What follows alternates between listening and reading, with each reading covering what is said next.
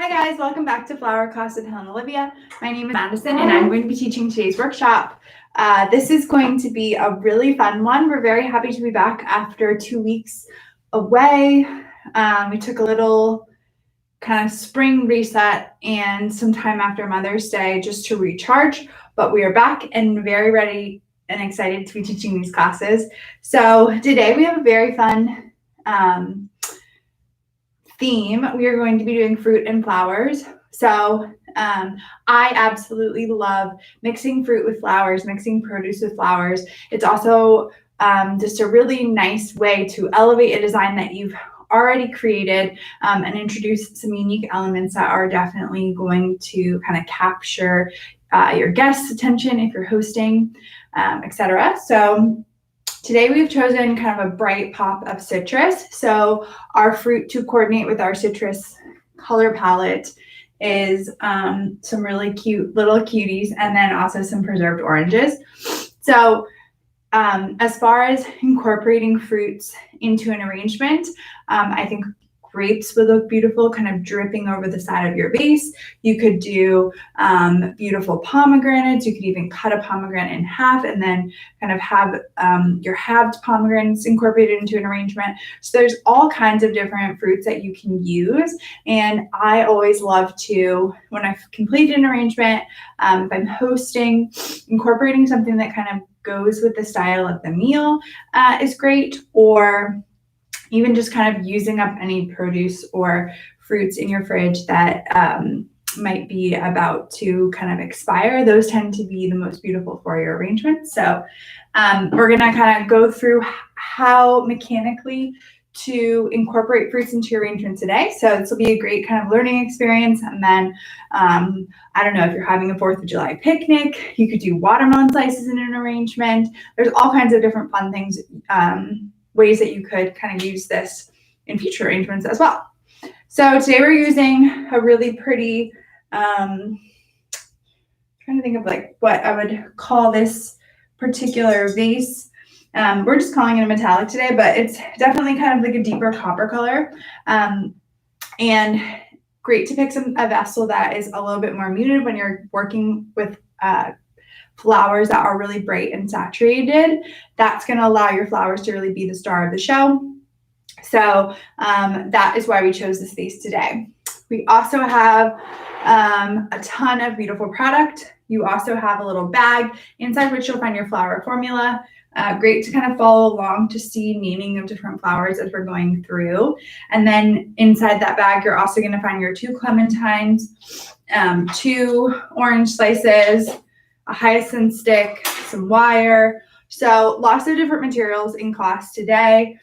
Just ignore them for the time being, kind of put them off to the side, and then I will show you guys how to use them as they come up. We are also going to have a piece of chicken wire. So this is a nice sized square for this vase, and we're going to actually begin with that. Before we go ahead and get started though, as far as tools go in class, I'm going to be using a pair of clippers and then also going to be using a floral knife. So either of these tools are wonderful for design. I tend to like using clippers for my greenery or things that have more of a dense stem. And then I tend to like my knife for things that have a softer stem or require a sharper cut. So for the purpose of demonstration, I'm going to be using both tools, but if you have one or the other, there isn't one that's better than the next. And if you don't, I'm using a pocket knife, but you can also just use a sharp kitchen knife, just as long as it has a nice smooth edge rather than a serrated edge. And then your shears could be anything that you otherwise might use in your garden. So these guys are really nice and petite and great for floral design. But if you have like a hardier kind of bush pruner, that also is just fine as well. All right, so we're going to go ahead and get started. The first thing that we are going to do is we are going to use our chicken wire to create kind of like a little nest in our vase that's going to help support our flowers, keep everything nice and upright, keep things from shifting in the vase. So this is a very important tool. If you haven't taken a flower design class or you haven't used a tool like this before, I think you'll be very happy with it. It is a excellent tool. It's going to make your design a lot easier. It's going to allow you to be really intentional with where you want to place things in your arrangement. So if you're new to this, just kind of bear with me here. It's an odd thing to put into our vase, but it's going to be really helpful mechanically for our arrangement. So I'm going to begin with my square here. And I'm just going to fold the top to the bottom. So I like to say folding it hot dog style. And then I'm going to fold it the two sides towards each other. So what I did when I did those folds is I just created a nice dome shape. So really I just wanted it to be sized better to then go ahead and slide into my vase.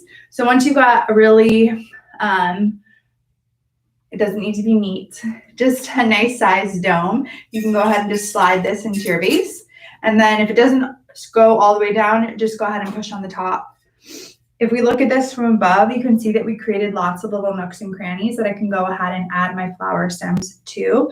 And the wires are really going to help to support and hold things in place. So you don't need to concentrate on getting certain flower stems into certain holes. Just ignore the wire altogether. It's going to do its job on its own. You'll find they just kind of catch the flower stems as you slide them into the right position. So just ignore it and pretend as though it's not there.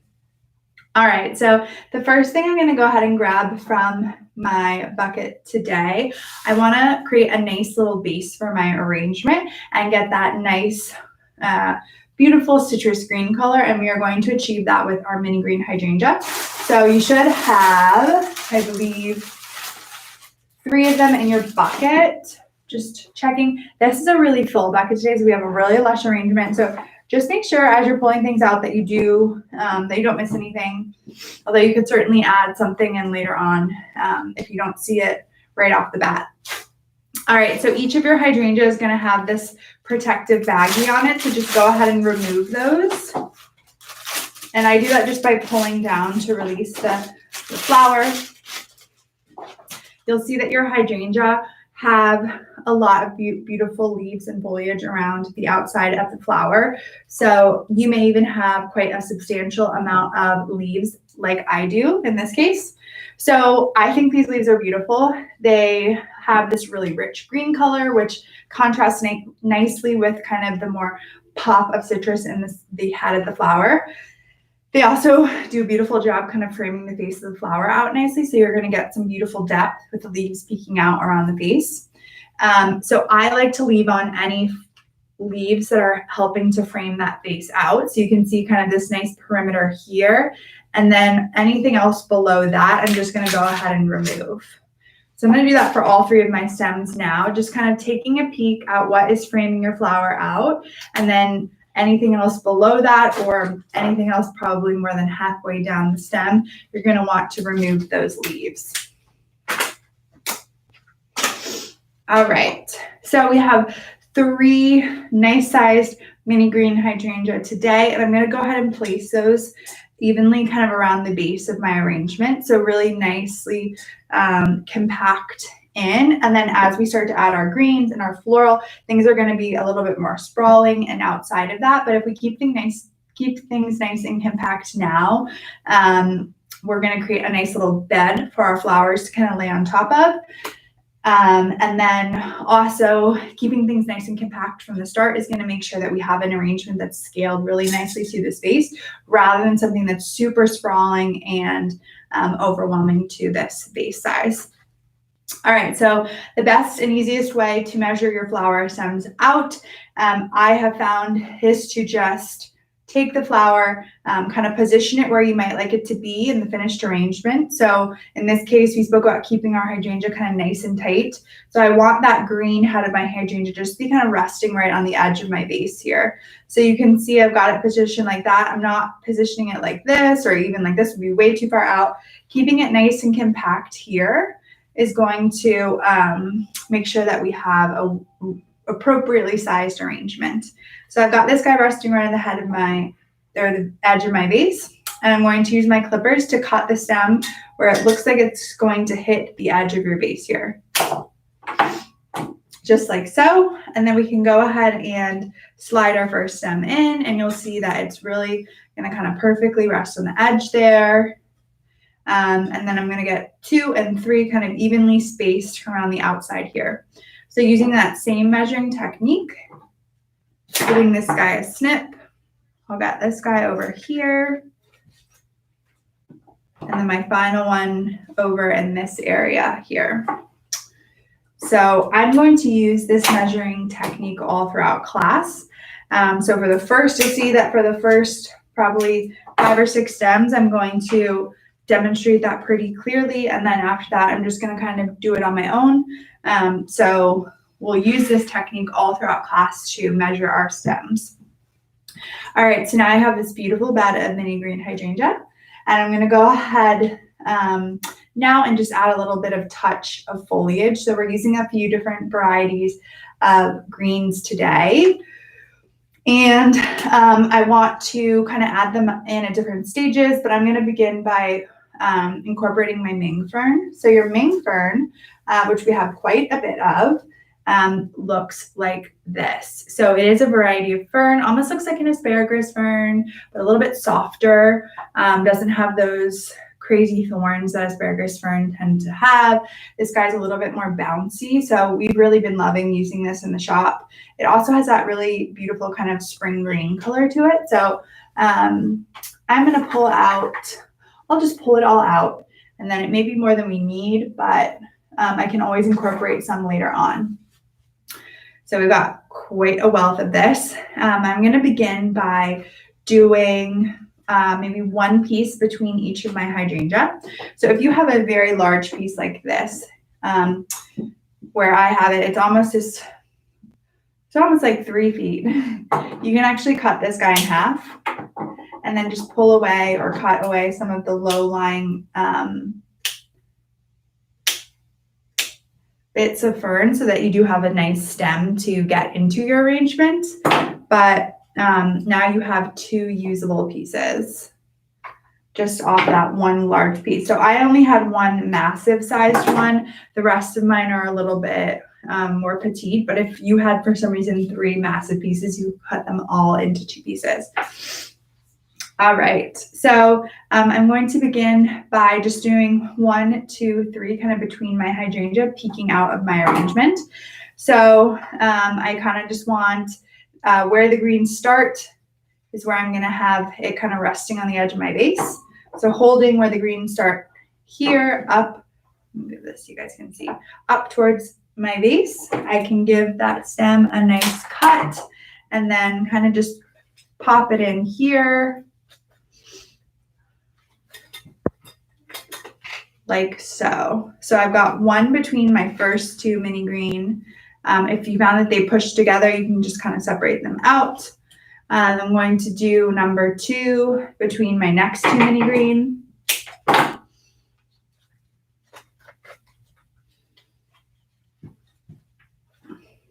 Like so. And then my last one, I'm going to kind of put over here between those last 2 mini greens. So I want about a hand's worth of green. So I know we all have different size hands, but generally about a hand size of green, and then anything else below that, I'm just gonna kind of cut away.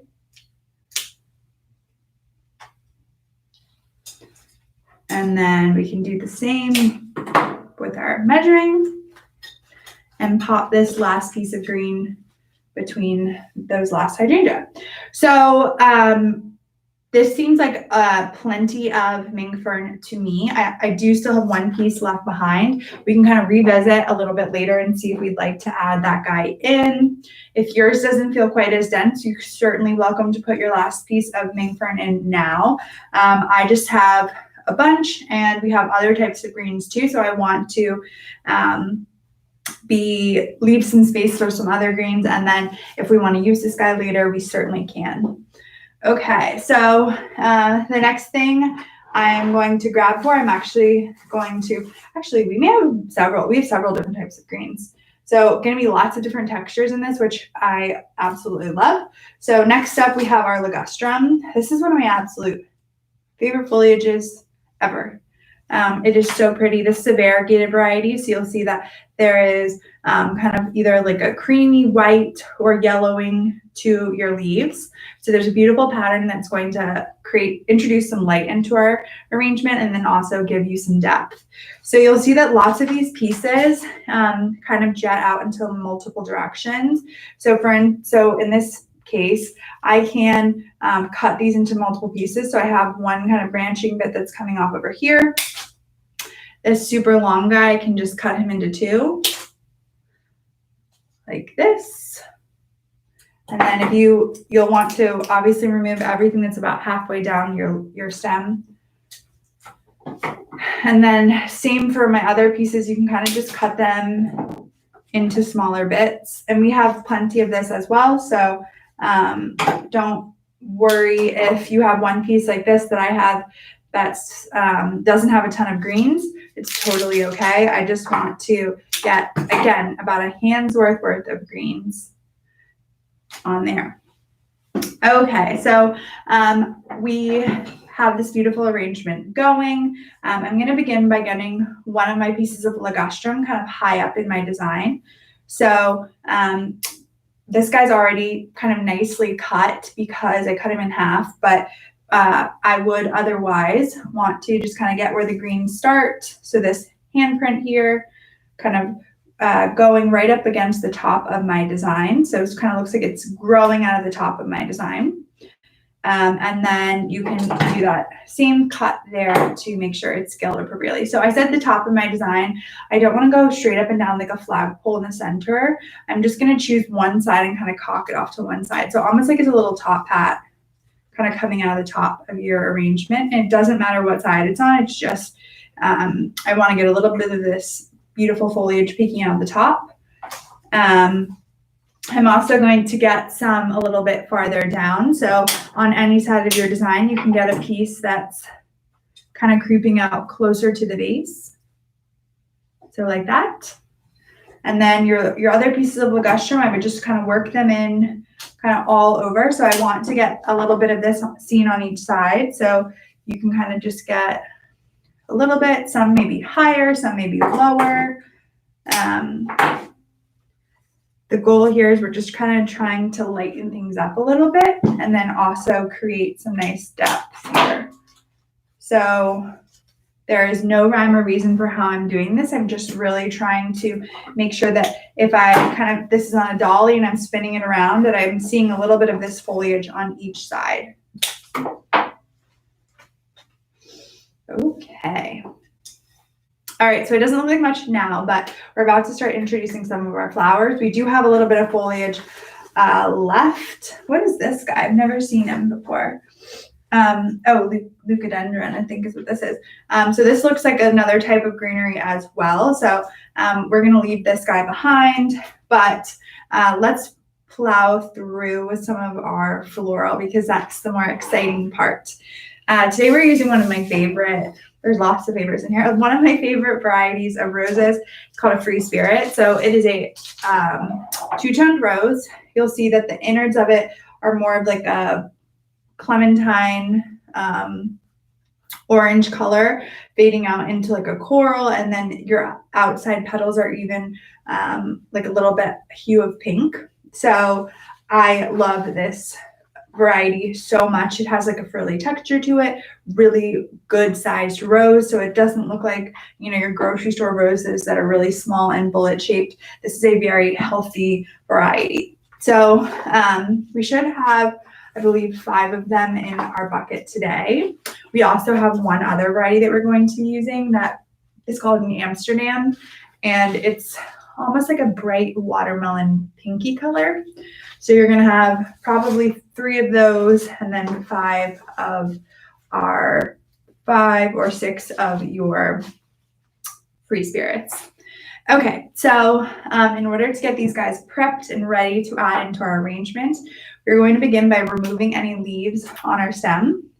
These 2 particular varieties don't have thorns or many thorns, but if you do see one thorn, you can just take your knife and kind of scrape it off, or take your clippers and snip them off. So I'm going to begin by just removing any leaves, keeping an eye out for thorns. You happen to have one or two.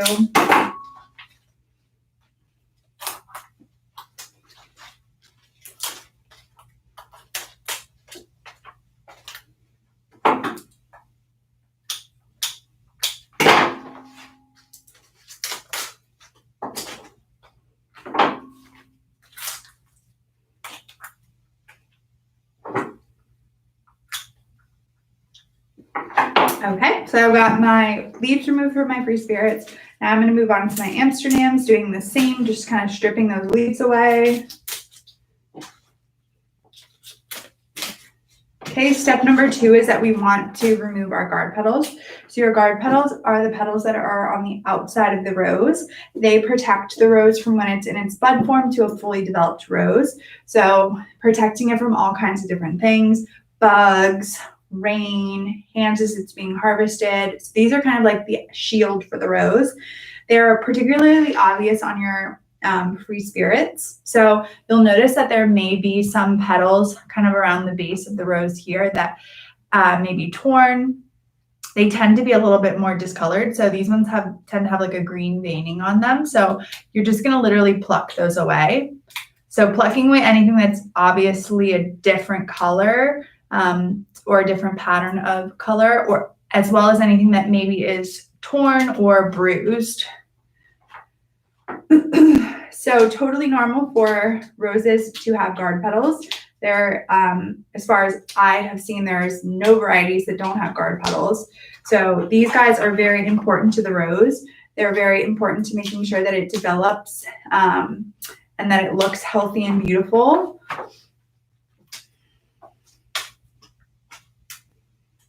So I'm just plucking off any guard petals. When you buy roses from the grocery store, someone has already removed your guard petals, which is why they tend to look more perfect. Although the quality, size, and health of those roses do not at all match what you would get from a florist or a farmer's market, etc. So same with our Amsterdams. These guys, their guard petals aren't as obvious. So if there's nothing especially distracting to you, you don't need to remove anything, but I tend to be a little bit picky with mine. All right, so we have 9 roses in total, or something close to it. I'm going to begin by doing 2. I'm going to place some piles, and then we're going to incorporate them into our arrangement. So I'm going to do 2 of our free spirits, the orange guys, 1 Amsterdam, 2 free spirits, 1 Amsterdam, 2 free spirits, 1 Amsterdam. So generally speaking, I like to do groupings of 3 in my designs. That is because that tends to be how things grow in nature. So things will generally grow in groupings of 3. So it looks very pleasing and natural to the eye to see that represented in your arrangement. I am trying to kind of spread the color. So even though we have less of the Amsterdam, I want it to be kind of represented on each side of our design. So that's kind of why I lay these groupings out. So we can take our arrangement back over here. It does not matter what's your front here. If there's one side you like the look of better, you can absolutely have that be your front. But as for the purpose of following along with me, doesn't matter what side is facing forward. So I'm going to begin by doing kind of a tall grouping or a high up grouping in my design. So same as kind of wanting to introduce some greens up top. We really want this arrangement to be beautiful for people who are standing next to it, as well as for people who are sitting next to it. So it's very helpful to take your arrangement in from multiple kind of angles, multiple vantage points, heights.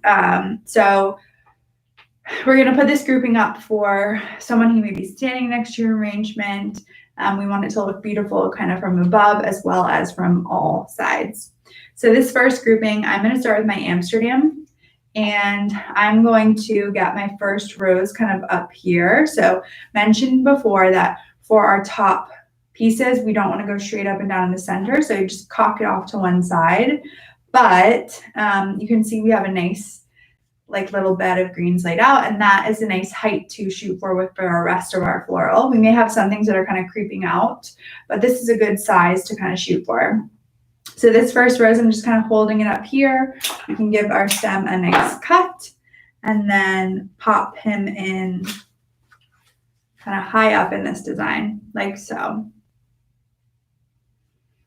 Rose number 2 in that grouping is going to be a free spirit, and I want it to go just slightly below that first one. So we can hold our rose up, give it a nice cut, and then I'm just gonna kind of pop him in below my first. So they can be touching. If they happen to be touching, it's okay if they aren't touching. We just want them to kind of look like we came to the party together. There we go. So I've got 1 and 2, and then my final rose in this grouping.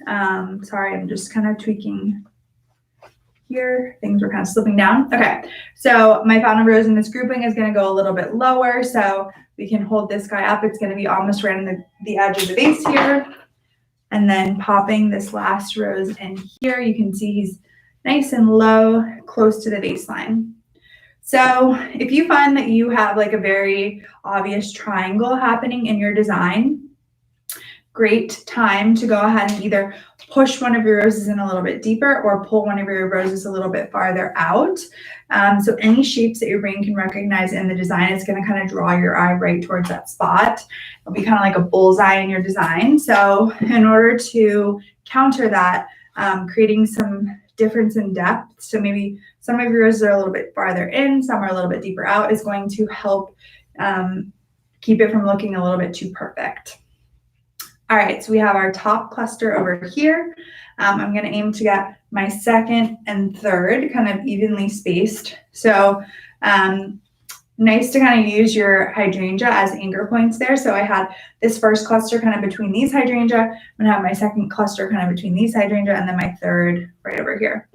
So this time I think for my second grouping, I'm going to start with a free spirit. And this guy, rather than going super high up, I'm going to start about halfway down my design. So right about there, giving this guy a nice cut. We can pop our first rose in, and that's going to be about halfway down your design. Number 2, I'll grab my Amsterdam. Doesn't totally matter, but and this guy's going to be nice and low, kind of close to your baseline. So holding him up here, giving him a nice snip, and you can pop this guy in here. And then number 3 is going to be kind of over here, a little low as well. All right, so I've got a tall grouping, medium, and then my last grouping will be a designer's choice. So however high up you want to put this guy, I think I'm going to start with my Amsterdam again. And I'm going to go about halfway down, like so. And then 2 and 3 will be below that first one.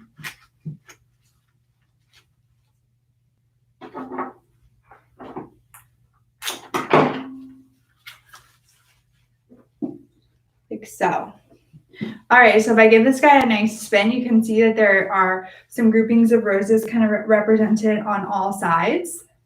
And that is the goal here. Just wanting to make sure that these bright pops of color are represented all throughout our design.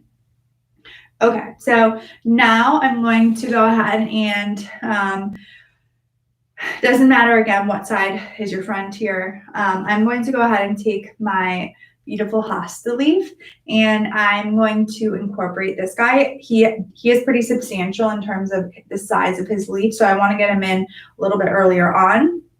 So I'm going to put this guy up top so that he's kind of a focal element since we only have one. Again, avoiding going straight up and down in your arrangement, but we're going to cock him off to one side, whatever side speaks to you, and kind of just having him tucked in nicely there. And you'll see these beautiful hosta leaves. They almost look like they're watercolor painted on. So they are so beautiful. Love, love, love them. If you have any hosta plants, they totally will tolerate you cutting off leaves. So whenever I'm designing at home, I love to just kind of cut a few hosta leaves off my plant and then incorporate those because they are so beautiful. All right, so now I'm going to go ahead and work with our spray roses. So we are using this really pretty bright orange spray rose. We should have 2 or 3 of them in our bucket. Same as our roses we cleaned up earlier. I'm going to begin by just removing any leaves. And these guys have tons of leaves. I'm kind of crazy about removing every single little leaf, but really doesn't matter if you miss 1 or 2. And then we'll take a look at the faces of our flowers. These guys are also going to have a few little guard petals. So if there's anything particularly distracting to you, you can certainly pop any guard petals off that you may see. They look pretty great to me. So I'm just maybe popping 1 or 2 off of each balloon. And then same for our other 2 stems, beginning by removing our leaves and then any guard petals that you see that are discolored, bruised, torn, awkwardly colored, anything that you don't like the look of, just pop it right off.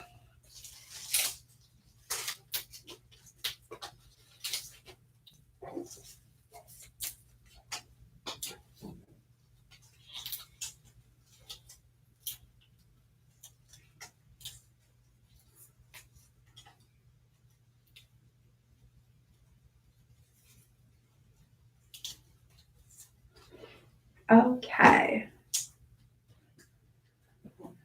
So just popping up my last couple guard petals here. I want to spread this really beautiful bright orange color throughout my design. So I think first I'm gonna just get 1 spray rose kind of up top in my design. So maybe we'll all kind of aim to get them alongside of our hosta leaf, and that's how we'll orient ourselves. So aiming to kind of have it in this pocket here. So we can just hold our stem up and nestle it kind of alongside our hosta there, and we'll get a bright pop of that orange here. So when you have a few of an element, I'll usually go high, low, something else over here. So for this next one, I'm going to go low on this side. And this is, again, how we keep track of making sure that this is kind of spread evenly throughout. And then your last one will be a designer's choice. So anywhere on the back of your arrangement that speaks to you, you can go ahead and pop this one. So my suggestion would be to look for somewhere that maybe has less color. So I have this big kind of stripe of green going down this side. So I'm going to pop this spray rose into that area to brighten things up a bit.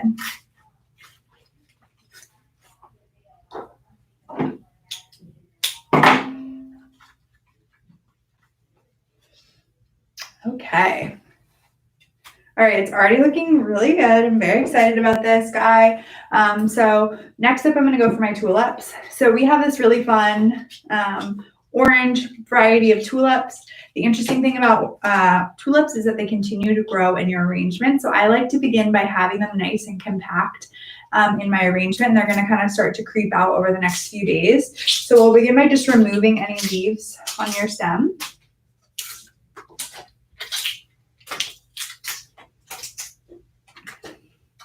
And then we have 2 of these. So I have a choice. I could do 2 kind of grouped together and 1 on the other side. I could do all 3 on different sides. So whatever speaks to you. I think I'm probably going to do 2 together and then 1 on its own. So choosing any side that you would like. I'm going to have a cluster of 2 kind of a little higher in my design. So right about here.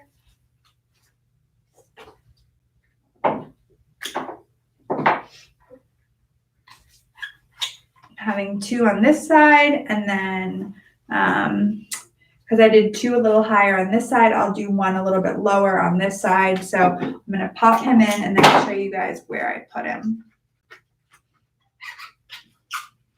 So I've got my high grouping on this side, and then I popped that next tulip kind of deep in there.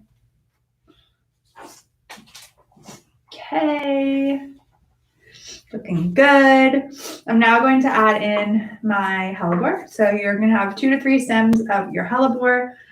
beautiful bright green. Love hellebore because it has such a unique kind of shape. So we've got these pretty, I don't know how I would describe this, like star-shaped blooms up top.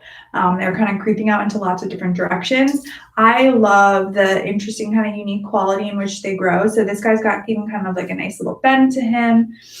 So I tend to leave them a little bit farther out of the design just so that you still are keeping the integrity of the flower. You're still really getting to see that unique characteristic of it.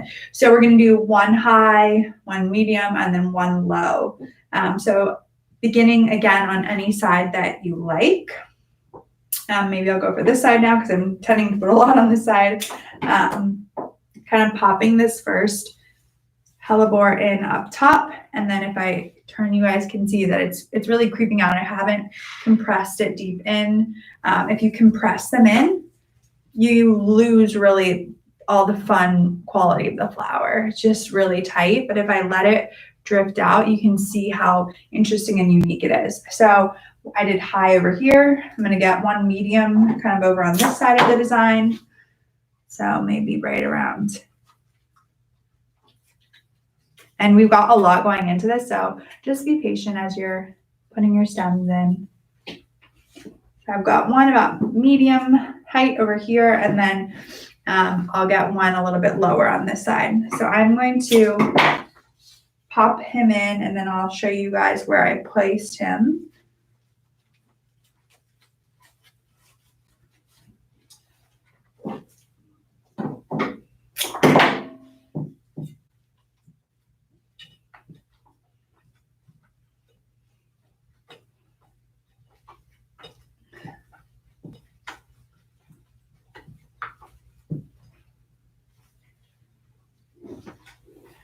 Okay, so my last one, I got kind of nice and low down here, creeping out of the base of my design.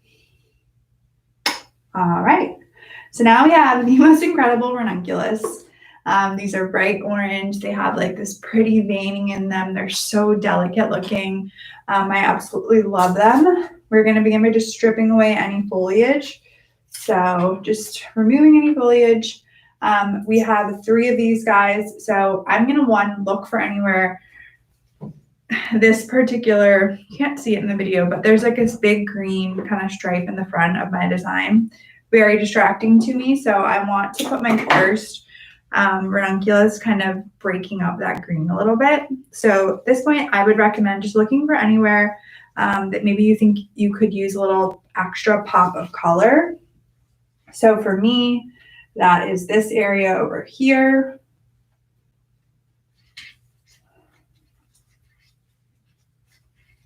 And then just making sure that if you put one low or medium, that you, for the next one, choose a different height in the design.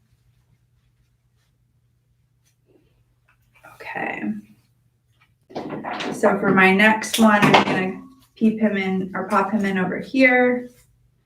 And then final one, just kind of trying to spread the color. So we make this deep in design. All of our arrangements are going to look a lot different. So it's hard to kind of tell you guys where to place things, but you really can't go wrong.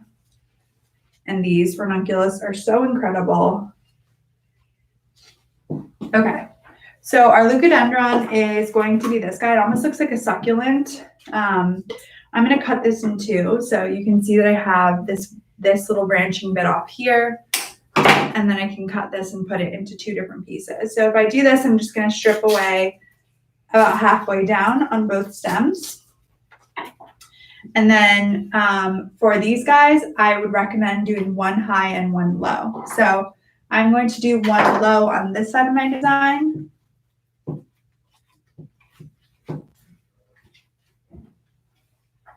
And then I'll go high on this side. Okay, beautiful. So much texture.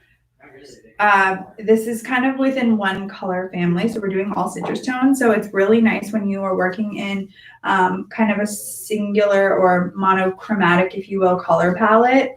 It's really nice to get texture, and that's going to give you some variety there that you may not be getting in terms of like color. So we're just really working in different hues of oranges here. So that texture is really important to give you kind of the depth that you may be lacking from very varied colors. All right, so now the start of the show, we are going to incorporate our fruit. So we're going to use 2 different techniques to add these guys into our arrangement. So for our clementines, we are going to use our hyacinth stake. So if we're putting like figs into an arrangement, if we're putting pine cones into arrangement, anything that we want to add in to our design, we are using a few different techniques. The first of which is using a hyacinth stake. So I'm going to begin by cutting my hyacinth stick in half. Okay. And then one side's going to have that skewer, so you can kind of just skewer your clementine. So I just did it at an angle so it looks a little bit more natural. And then your second one is not going to have a stake, but you should just be able to kind of skewer it like this. And then I'm going to cut off 1 or 2 inches of the bottom. And then with our fruit, you can really just add it in wherever you like. So I keep going back to that really distracting green patch. So I kind of just put my first clementine in here. And then if I did one on this side, I'm going to make sure that I incorporate my second clementine on the opposite side. So I've got my second little guy nestled in here. You can see it just is almost not, you wouldn't necessarily notice it off the bat, but it has a really different texture than the rest of your more satiny flowers. This is more, has a sheen and kind of a little bit more waxy. So love it. And then the second thing that we're going to add are our preserved oranges. So these guys are preserved. They're going to stay this way indefinitely. So after your arrangement kind of goes through its life, you can definitely save these and use them in a future arrangement. They do have like a slight orange hue, orange smell to them. There's some kind of farm that has mastered this technique to dry them out, but still not lose. Normally when you dry things out, they would really shrink and you lose a lot of the mass. So they've been able to dry them in a way that you don't lose the color or the mass. So really incredible. We have a little wire and I'm going to cut that guy in half. And then I'm just going to kind of thread it through some of this orange part. So wherever I want to, just threading it through. Once I've got it about halfway, then I'm just going to kind of pull them down. So, and then we'll use that as kind of like our stem. So you can incorporate your actual orange slices wherever you like in your design. So I kind of popped one in over here. And then my next one, I'll do the same, just kind of threading the wire through this orange bit. Once we're halfway down, folding those wires up, and then you can nestle it into your design.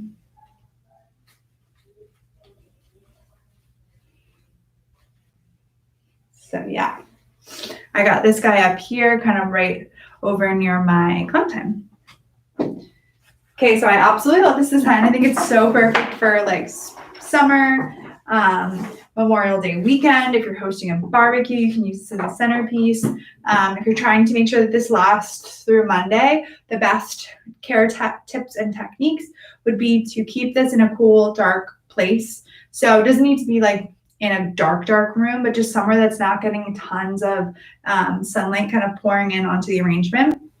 And then important that it is staying in air conditioning. So it's about 90 degrees or something like that outside today. So just making sure that it is not sitting in a window where sunlight is pouring on it. And then again, that it's somewhere that is temperature controlled and that has a little bit cooler air. All right. Oh, and then also you're going to want to add about ½ a cup of water a day to your arrangement. So we've got so much product in here, so many thirsty flowers. It's going to drink up that water in our vase. So either using a measuring cup or a turkey baster, you can go ahead and add water back into your design. I honestly just like to use a measuring cup. I'll fill it up with about ½ a cup of water and then just pour it into the top of your design. And that will make sure that your flowers are staying nice and hydrated and that this arrangement has a nice long life. I hope you guys had a great time. I hope you have a wonderful Memorial Day weekend, and we will see you again in class next week.